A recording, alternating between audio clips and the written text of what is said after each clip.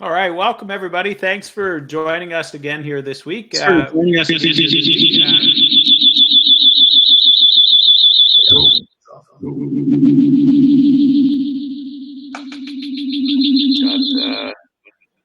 technical difficulty there. All right, welcome everybody. We've got Alex from TechnoBlock here this week to join us. He has a ton of fantastic information to share with the group this week. So welcome, Alex, and throw up in the chat where you are joining us from here today. Good to see everybody. Alex is going to share us lots of great information related to the hardscape industry. He's got lots of great facts and figures around hardscape, swimming pools, residential home improvement projects. Definitely very, very different perspectives on the market. And I had the good fortune of hearing Alex share some of this information earlier this year at our summit, and it went over incredibly well. He's got a wealth of information, really focuses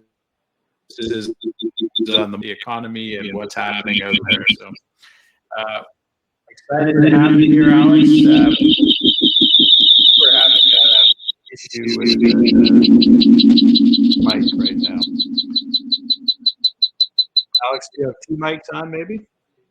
Do I have? No. I only have the one mic on.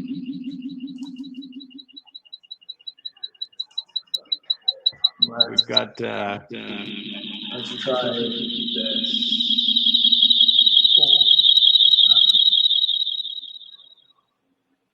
This helping you? We still have the echo. Is that on my mic? Yeah, I think it's on your end. Yeah. Microphone. Oh, you might have got it there. Did I? No. Nope.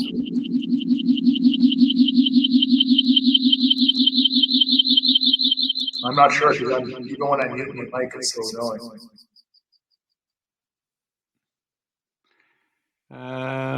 Yeah, I don't know. Strange. No. Sorry, everybody. This wasn't happening a minute ago while we were offline. Of course, it had to happen the minute we went online. Alex, all I can think of is, can you switch microphones? Maybe yeah, just click the drop. Three of them.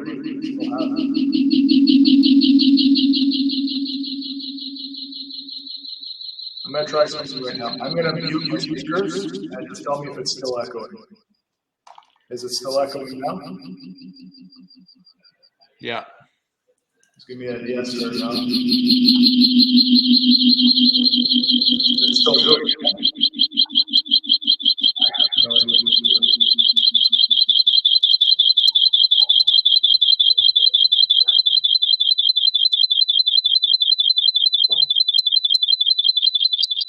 Hello, team. Sorry, everybody, for the technical difficulties. Mr. Kadzia, if you could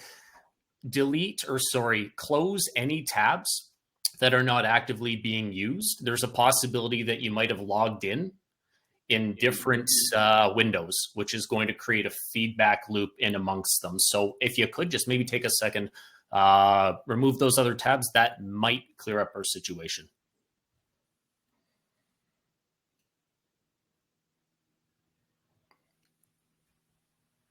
And as always, thanks to everybody for your patience here. Like Mark said, of course, everything was just fantastic before we jumped on live, and yet here we are. But we are all good and can't wait to get started. Okay, how's that? Fantastic. Good. Okay. All right. Sorry about that. Say okay. No problem. All right. Well, this is great. I'll just hand it off to you, Alex, and I'll keep an eye on the chat here and jump in if anyone has any questions a little bit later. But we'll let you take it away. All right. We're off to a roaring start. Thank you for putting up with me blowing up everyone's eardrums here for 5 minutes while we figure this out. Okay. So figured some of you were already at the event in February where I went through a lot of this stuff. So I figured I'll breeze through some of the main topics because it never hurts to hear them again. But I want to leave time for questions and a little more interaction at the end. So use the chat, and we'll do our best to answer. My goal here is to add as much value to your businesses as possible. My background is specifically in hardscaping. I pay a lot of attention on how businesses make money, make profit with the hardscape side of their businesses. So that's what I'm going to try to focus on today. My name is Alex. I'm the director of business-to-business marketing at TechoBlock. This is all my personal contact information. So if ever you have questions after this and you want to reach out, feel free. That's my cell number. That's my email. That's my Instagram handle. And I also host a little podcast called Hardscape Growth, which you see there on the right. The link for that is hardscaper.com/podcast. You can also check it out on Spotify, Apple Podcasts, YouTube, or wherever you listen to your podcasts. The reason I mentioned the podcast is not for self-promotion. It's really to point out something that was brought up by one of the guests that I had last year. I want to share a short clip with you, and then you'll see why it makes sense, and it'll tee up the rest of the conversation here. So I'll play this and then be right back with you.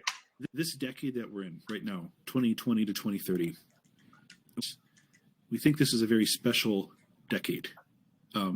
In terms of remodeling activity, home improvement activity. So we're calling this decade the golden age of remodeling, but with kind of a squirrely downturn in the middle. That's exactly where we're at right now. It's a more comment on the levels of remodel projects per household for a whole bunch of reasons that are all coming together at the same time. That's happening at the same time as there's a pretty astute labor shortage, which will get worse and more difficult over the next few years as we're seeing the workforce thin out. And what we think, if that's correct, this means that the overall homeowner is going to be embarking on a whole number of home improvement projects that they haven't touched in the past few years, partly because they've deferred them for the past 15 and they've under-improved on their home, and now it's finally coming to roost, or they have to move. So, this is a special time. You don't want to miss this window. So I encourage everyone to check out that episode. It's a little dry because it's very data driven, but there's a lot of good information about what's happening in the economy and how that impacts us. And that's what I want to focus on right here. So the main things that he's talking about are there's a second wave of construction boom and renovation boom that we should feel within this same decade, which is uncommon. Usually these things are like a decade long cycle. Right now it's compressed, where we're going to have 2 cycles in the same 10 years. The last 5 to 7 years, homes have been delivered overpriced and undervalued. Anybody who's purchased a new build in the last 10 years knows exactly what that means. The lot sizes are typically smaller.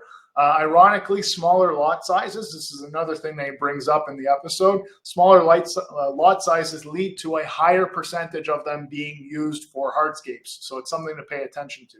Those tight, small communities, they consume a lot of pavers, and you wouldn't think it because the lot size is so small. Top 2 investments after a child is born. This was another thing that he mentioned.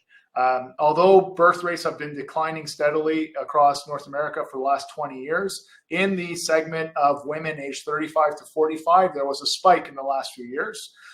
And once a child is born and brought into a family, 2 investments almost always happen: kitchen and bath and the backyard. And that's where we win. And the last point that he brings up in this episode that is really relevant to this conversation today is the smaller projects have been deferred. They're not canceled. So the middle class backyard project, that $25 to $55, $60,000 project, that's not dead and gone. That's just on hold because it's very interest driven. So when interest rates are high, those projects happen less frequently because they're very dependent on the interest rate I can get from the bank. As soon as interest rates stabilize, which they have done now, and start to come down a little bit, that will trigger the second wave, historically speaking. So that's what we can expect.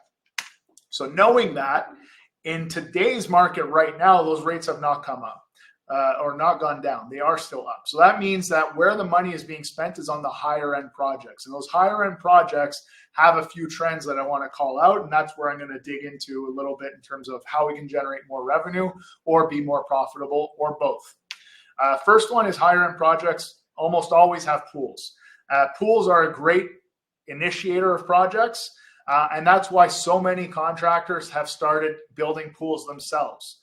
I think one of the things that we saw from the pandemic was the pool builders, that those dedicated companies, they've become overwhelmed and they have fallen behind and they have a backlog. And even though the market has slowed down significantly from 2 years ago, they're still working through that backlog. And I think a lot of you have discovered that it's just as easy for you to dig a hole, put a shell in the ground, and hook up some pipes as it is to subcontract it out to somebody else. And when you're that one-stop shop and that white glove service for the customer, they're happy to pay a premium to deal with one contractor for everything instead of one contractor for the pool, another contractor for the hardscaping, and someone else to come in and do all the softscaping and the gardening later on. So pools is a big area, and I'm going to dive into that in a little bit. Another thing to retain about pools is their demand has increased significantly. So since the market has realized how much it is important to invest in your outdoor living space, it has resulted in more people spending more time at home. Work from home has definitely contributed to that. And we've seen a 45% increase in search volume for pools over the last 5 years. So pools are more popular than ever before. And that's another argument for why you need to look at how you can integrate pools into your projects. Kitchens is another big area. More impressive growth there. Almost double the demand for outdoor kitchens over the last 5 years for all the reasons I just outlined. People are spending more time at home. They have more people in the home at more hours throughout the day, and they want to spend more time with people outside. So you put all that together, you probably want a kitchen outside. This was a slide that I just did a quick screenshot from a webinar that was done by the National Kitchen and Bath Association, where in January they were reporting on how the ROI of an outdoor kitchen has now reached 100%. The reasons for that are people perceive an outdoor kitchen to be a second kitchen, which is a great thing to have. It's a great differentiator in competitive markets when you're trying to resell your home. Although the housing supply is pretty low right now, it does allow you to justify a premium when you're reselling your house. And the fact that it allows you to spend so much time outside, it's so easy to maintain, is all reasons for why people want and appreciate and are willing to pay for outdoor kitchens. So understanding how we can add those to our offering profitably and efficiently is really key, in my opinion, to growing your hardscape business. And the last point I want to make is with regards to design. Higher end projects require elevated design, and the definition of elevated design has widened quite a bit. The search volume for landscape architects, landscape designers, landscape design services has increased 20% in the last 5 years. So pools, 45% more, kitchens, 91% more, elevated design and design services, 20% more. What that means is these are things that, as a marketer, if I was running a hardscape business or a landscape design build business, I want to make sure that these are keywords that I have on my website, in my ads, in my content. This is the stuff I'm posting about frequently because this is what people are looking for. And these are the things that get people excited about their outdoor living spaces. Regardless of the big projects, small projects, fancy designs, basic designs, it doesn't matter. I've been on job sites since I was 8 years old. And I constantly see issues with the same 4 things. I'm calling the 4 Ps for alliteration's sake today. Planning of the projects, preparation of the projects, processes, and people. You can have the best people. If you're too sloppy with the first 3, you're going to lose those people. You could be great with the planning and have everything on paper. If the team doesn't prepare the materials, if the deliveries aren't scheduled on time, if the materials aren't staged adequately on the site, if my trailer is not organized so I'm not rummaging through a toolbox for 20 minutes looking for a piece to fix an irrigation hose that I just broke, I'm going to be in trouble. And the last thing I'm going to highlight is point number 3, which is the processes. You may have seen this in some of the promo social media posts and stuff, but those of you with multiple construction crews, I don't understand why they have different methods of working. It makes things really difficult in terms of standardizing what tools you need, in terms of understanding how many man hours are required to execute a task. When you hire someone, it's difficult to get them trained. If you need to cross-train people across different teams, they're getting inconsistent information. And your staff is not interchangeable across teams because they all work differently. So these are things that if you want to grow the hardscape side of your business, in my opinion, they're critical elements because there's so much money at stake with every square foot you're putting in the ground. And there's so much margin that you can make or erode by neglecting these things. So if we dive into each one of these topics, I'm going to go quickly here. Pools. The big thing with pools is there are a lot of moving parts or a lot of things to understand. So if you are working with a subcontractor, taking the time to meet with that subcontractor, go through the cross section of how they build a pool, because if you're doing the hardscape side, everything up top rests on everything that they did before you. So you guys have to be on the same page in how it gets built. I was talking about the processes before. This was something that I noted. I just wanted to point out. This company that we were with had 2 crews. One crew was laying the coping on a mortar bed, just sitting directly on the mortar bed, and the other crew was using shims. And the shims were there to maintain the correct elevation of the coping throughout the entire build process. I thought the shims was a really smart idea. I hadn't seen it done like this before, but considering how wet they had to make the consistency of the mortar because it was very hot outside, it was almost 100 degrees Fahrenheit that entire week. They made the mortar mix a little extra wet so that it wouldn't set too quickly while they were trying to put everything in place, and you wouldn't get delamination of the mortar from the coping units. So putting the shims in place helps prevent the cap from sinking into that mortar. I thought that was a cool trick, and I thought it was something that, that's a piece of a process that should be documented so that everyone has it and it's on a checklist when you're preparing your materials to build a pool project. I'll skip this part. Another thing that's really important is drainage. Drainage around pools gets neglected. And the reason why I'm mentioning drainage on a topic where we're talking about selling and making money is because drainage results in a lot of callbacks, a lot of failed hardscapes. It can damage your reputation, which in turn damages your brand, which in turn forces you to spend more marketing dollars to get more leads to close your sales, which are harder to close because you have negative reviews. So paying attention to all the construction details has a long-term impact. And drainage is one of the things that, if presented properly, you can use to educate the consumer and really differentiate yourself from your competition. The example here, this pool deck is about 1,000 square feet.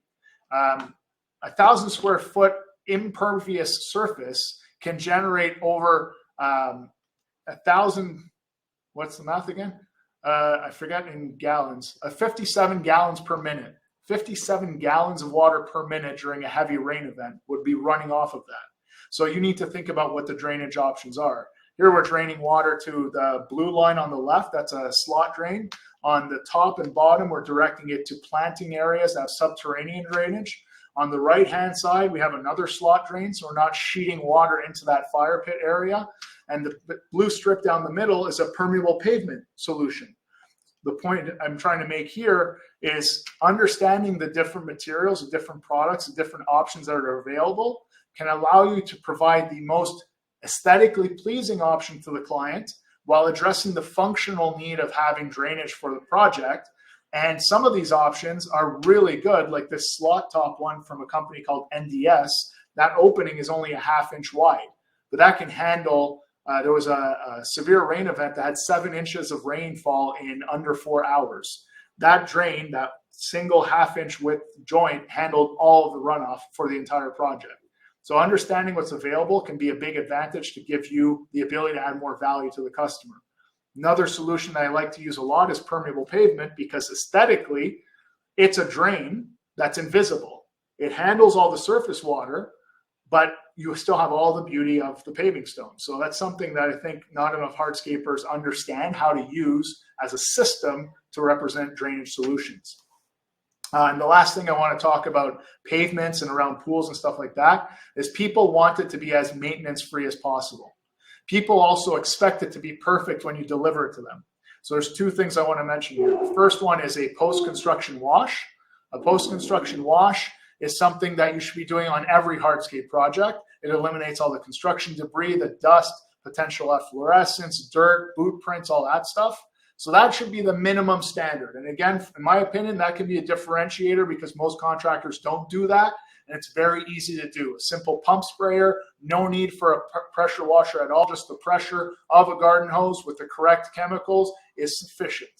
The second thing that you can sell as an upsell on the project and provide more value to the customer is a protection. So all of these hard surfaces, they're still porous and they can absorb things like organic stains like from leaves and nuts and fruit that fall from trees. And those can be difficult to wash off.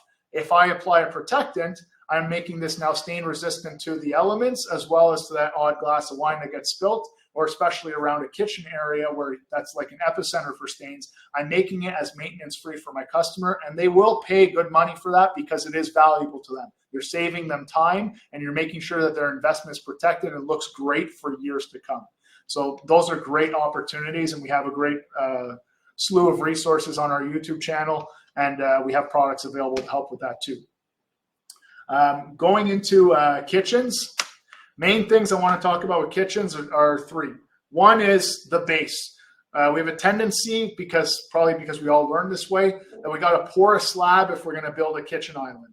That's not necessarily always true.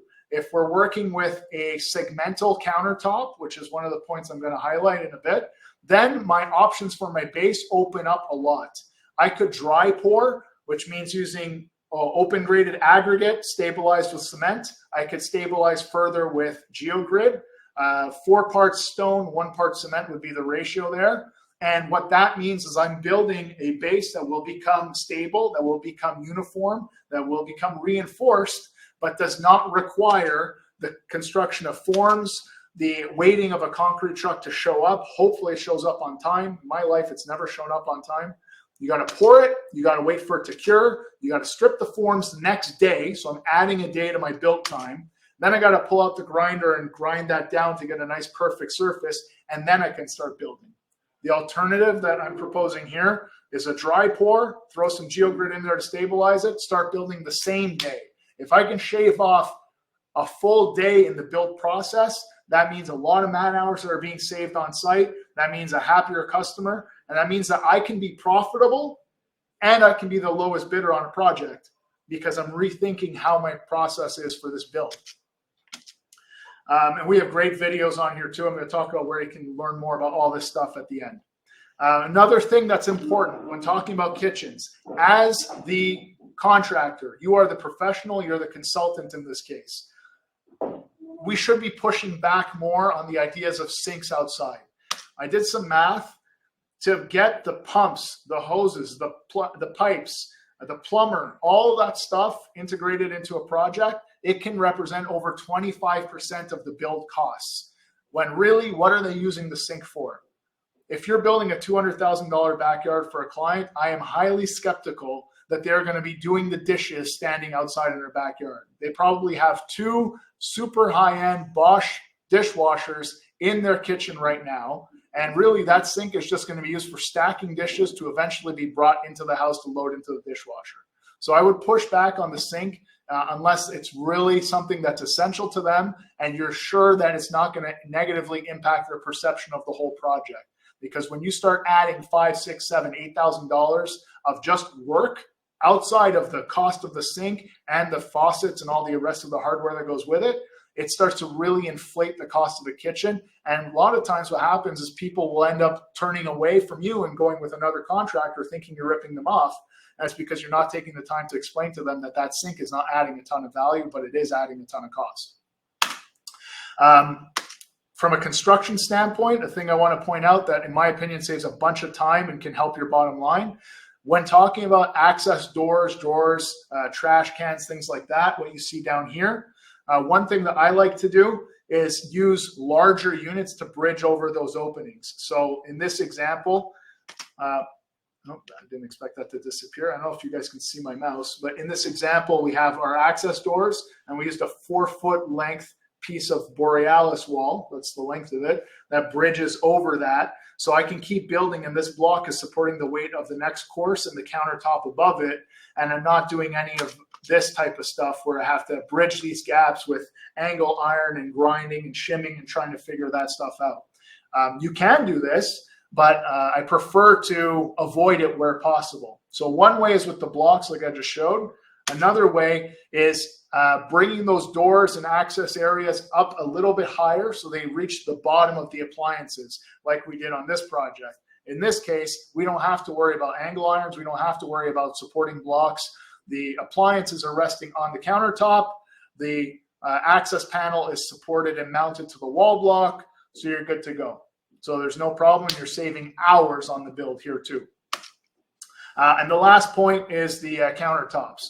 We have a tendency to want to go with that big, beautiful slab of granite or marble or decked in, and I'm here for it. It's a beautiful piece, and it can be a really aesthetic component of that kitchen.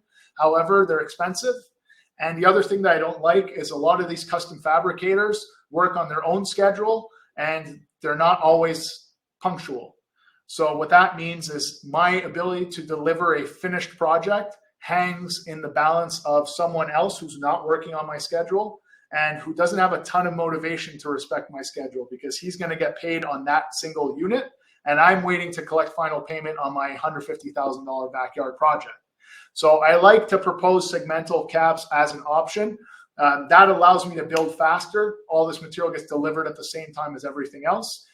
Also, a lot of these options come with a protectant applied in the factory. So like we have a few options. The one we see here is the York countertop, 2 foot by 3 foot with a sealer on it from the factory. So it resists stains from grease, oil, food, ketchup, wine, whatever.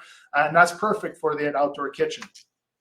So when possible, I like to use that for the wall, like you see there, for the floor in front of the kitchen as well, pre-protected products. And if we can't go with pre-protected products, like I mentioned earlier, cleaning and applying a protectant on the hardscape surface, no customer is going to be upset about that once you do it. Anybody who's had big, smooth, large-scale slabs with light colors in their backyard for more than a couple of years knows they love to attract stains, and applying a protectant is a very small investment to make for a ton of peace of mind and ease of maintenance in the future.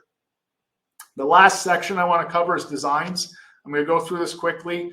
My main point with designs is it's not just about the designs themselves. It's about the experience that you deliver to the customer through the design process. The more you can make that fun and interactive, the more that they're going to be in love with the project. And because it's interactive, they're investing time, energy, emotions into it. They have ownership over the design. They want to go with you.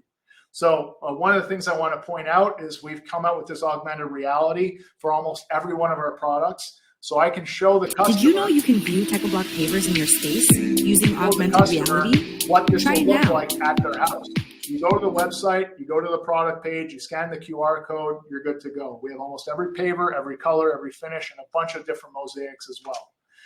Another thing that we have, skip the video, I hope. I'm going to skip the video and just show you guys this. We have this other thing called the mix and match kit. And without making this a big sales pitch, the thing I want to point out is we have tools like this that are full resolution, full size, full scale prints of the different products that I can lay out for a customer on their kitchen table, on the kitchen floor, in their driveway, in their backyard, show different combinations of things, make suggestions, have them try it out themselves. So it's about, again, making it fun and making it interactive with the customers, bringing things like sample tools like this, or samples booklets to the kitchen table with the client, having them pick things out right there on the spot. Those are things that I think really make a big difference in not only selling you as a professional, but making it, like I said, fun, interactive, and getting that energy level up in the sales process. Another thing that we have is a designer's toolbox. All you have to do is just go to techoblock.com, look for designer's toolbox, or just Google TechoBlock designer's toolbox. And we have the design files and laying patterns for every combination of products imaginable and every individual product for every landscape software available on the market. So that's free, and that's super important because that allows you to create a 2D project or design, turn it into a 3D render, and both the 2D and the 3D are as realistic as possible for the client. So they don't have to imagine. You're not showing them a hatch pattern saying it's like that, but it's really going to be like the picture here. You can show them exactly what it's going to look like. And again, the closer you can get to reality in your presentation, the closer you are to getting that sale done. A couple other points that I think are a little less relevant here, so I'm going to skip through them. One last thing, we have this tool called the Contractor Support Manual. So all these things like kitchen islands, fire pits, benches, tables, you name it. If it's a feature that you could build outside, we've created a manual that you can scan this QR code and it'll open the file automatically. That'll give you everything from checklists for different build types to full drawings. If this plays, full pictures, drawings, list of materials, build process, row by row instructions, dimensions for cuts. Everything has been done and designed and built. I've even personally built quite a few of these to reduce as much waste as possible. So like, for example, this is that bar or that kitchen island that we were using before. It has 8 cuts on it. It's an hour of cutting. And if I can already pre-cut that stuff in the shop and pre-package it ready for assembly on site, I'm saving, again, a ton more time. So we really tried to take as much of the guesswork out as possible and give you the ability to build efficiently on site. And it's not because our crews are not smart enough to figure this stuff out, just they should be using their brain power for driving efficiency, not using their brain power to solve problems, because there are already enough problems that come up automatically on a job site. If I can just wrap this up. So I think planning, preparation processes, like I said at the beginning, there is another wave coming. We need to use the time now that it's not balls to the wall, overwhelming demand to really fine tune all of these things, even though it might seem counterintuitive because we're desperate to make sales. Be smart about all of these different things because that next wave of demand is coming and we don't want to be chasing the wave. We want to be surfing the wave like this dude here. So it's basically it. I tried to fit as much information as I could in as short a time as possible. And that delay at the beginning kind of threw off my timing, but hopefully we're still good and we didn't lose everyone. One key takeaway here is everything I just covered. If you weren't able to check out our Hardscaper Showcase events, of which we were very proud to have LMN be a partner of this year, if you were not able to check that out, you can go to hardscaper.com right now and stream it for free. It's all broken down into little bite-sized segments. So even if you want to just do a 15-minute segment per day, that's cool. I think this is especially relevant to sit down with your salespeople, sit down with your foremen, sit down with your designers, and run through some of this content so they can understand it in a little more detail. Basically, everything I just covered, we build it out. We talk about it. We talk about pros and cons, and we give you tips and actionable advice throughout the entire content. So hopefully that's useful for you. And that's it. That's all I got, Mark. All right. Thanks, Alex. Yeah, I can't say enough. It's just so exciting seeing all the resources that TechoBlock has invested in for the contractors to really sell better, but also operate more efficiently. I think there's just such a combination of the two. It's often overlooked, I think, by material manufacturers. And I really appreciate how much effort you guys have really put into helping contractors really evolve and improve their sales tools, but also the efficiency side of the equation. And I know firsthand how difficult it is as a contractor to calculate exactly how much materials needed and figure out the patterns and figure out how much materials needed. And when you see the depth that you've gone to with the library that you've created for people to tap into that without having to stop and recreate the wheel each time they do a project, it's a true game changer. So yeah, thank you I for think that. The big thing is we do the work ourselves. Like every summer, I'm on a job site with Paver Pete and members of our sales team, and we're building projects alongside real contractors, and they're real jobs for real homeowners who paid real money for them. So we're looking at what can we do better, what do we need to change, what information would be great to have right now, and then we put the team to work on preparing all that stuff so that we can share it, because it's hard enough doing the work. So if we can remove some of these other obstacles, it's the least we can do. Yeah, no, absolutely. And it's the unseen waste, right? When you run out of one size because you started cutting the wrong sizes, or you started laying the pattern wrong because you didn't have the info, and then next thing you're out of one size, and now it's literally another day on a project. and removing cuts. Like one of the things that we did, even my own house, we did this. So I have like 3 landings in my backyard, and we used our para slab, which has 3 different sizes available. There's a 10 by 20, a 20 by 20, and a 20 by 30. So we did this 20 by 30, just the large slabs in a running bond pattern. But obviously that means that you're going to have these cuts that are required, these 1/3 bond cuts. 1/3 of the 20 by 30 is a 10 by 20 unit. So what we did was we designed the space out to accommodate the full units. And rather than cutting these large slabs into thirds, we just ordered the 10 by 30 units, and they're ready. They're the right size. So just pull them off the pallet, fill in all the holes, put the edge restraint in, bang, you're done. And I think that's one of the things that, I've made it as a point at your event, but the salespeople should know the specs of the product. The designers should know the specs of the product. The foreman should know the specs of the product.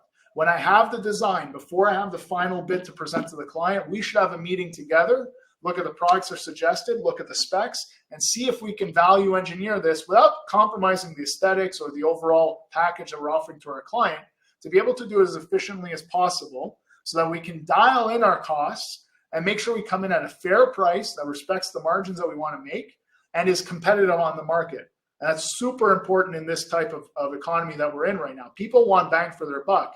And I need to be smarter as a contractor to make sure that I'm delivering that bang for my buck. I can't just throw up on paper and hope that it's going to be the most competitive bid. I need to think. No. So and true. That's why we provide so much information. The design tools and the design library, that is a game changer as well. It's so good for selling, but then later when you do go to install, to have a crew that actually understands exactly what the pattern was sold as, and everybody's got one view on what the project was promised to look like. It's such a key thing that's been missing, I think, for many years for people installing these types of projects. I love that you guys went to that extent and did it for all of the different design packages. I mean, that's very impressive as well. Yeah. I saw you put in the chat that you see about $500 per man hour for kitchen builds.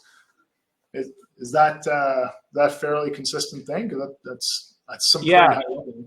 Yeah, it's incredibly high revenue per hour. Outdoor kitchens, I think, are one of the highest. I always try to recommend that people consider outdoor kitchens, expensive pavers, and lighting and sound systems, because those 3 have incredibly good revenue per hour. But outdoor kitchens, particularly if you sell the appliances as well, can even really top 1,000 per hour. Yeah. And if you've got a good line of kitchen equipment, you can get 30-40% markup as a contractor on those products. And it's already a great project just from a hardscape perspective. So you couple the two and you've got a real winner. And as you said, there's a lot of demand for this type of add-on as well. Everybody wants an outdoor kitchen these days. Yeah, well, and that's why I made that point of the base. Like, looking at different base alternatives make a big difference on the cost. Looking at the wall products that you choose to build with, some of them they lend themselves to building kitchens really well. Like our iconic wall, it comes from the factory with a protectant on it, so stain resistant right off the skid. So that's great. So I don't need to come back and add that. It's already built in. And the fact that it's a 2-piece system, I can space out the structural units, put the fascia panel on the front, and that means I can space out blocks to accommodate things like conduit for electrical or plumbing or gas or whatever without getting a grinder or a saw out. Anytime there's dust flying on a site, that for me, that's dollars flying in the wind. We should be able to not have to cut everything. As much as there's like a craftsmanship and an art form to carving all this stuff out, it's not profitable unless you can charge for it. And unfortunately, a lot of people don't want to pay for that. Yeah, no, totally true. And I think that your countertop point was a really good one as well. When you can work with products that are readily available and that you can install, you're not waiting for a countertop supplier, but also the margin stays with you because, countertop companies make big margins. So kind of keeps the dollars in your own pocket, allows you to finish the job a little faster and collect your payment and move on to the next one. But yeah, huge fan of outdoor kitchens. I think it's a great business. In fact, starting to hear about companies that are starting up outdoor kitchen companies that are just doing outdoor kitchens. And I can see why, because it is very profitable. But great share, especially with the foundations, because if you kill the hole first day digging a hole and pouring concrete, when you could have the whole structure built in a day. Absolutely. If all you're waiting for is the gas tech to come in and do the final hookups and give you the green light, that's a hell of a better place to be than waiting for the guy to get back from Home Depot because he had to pick up another piece of angle iron because we don't know how to figure this thing out. There's so many steps. Having built so many of them with contractors and on camera, where just having the camera crew there is $10,000 to $20,000 a day. So you're really paying attention to every wasted hour.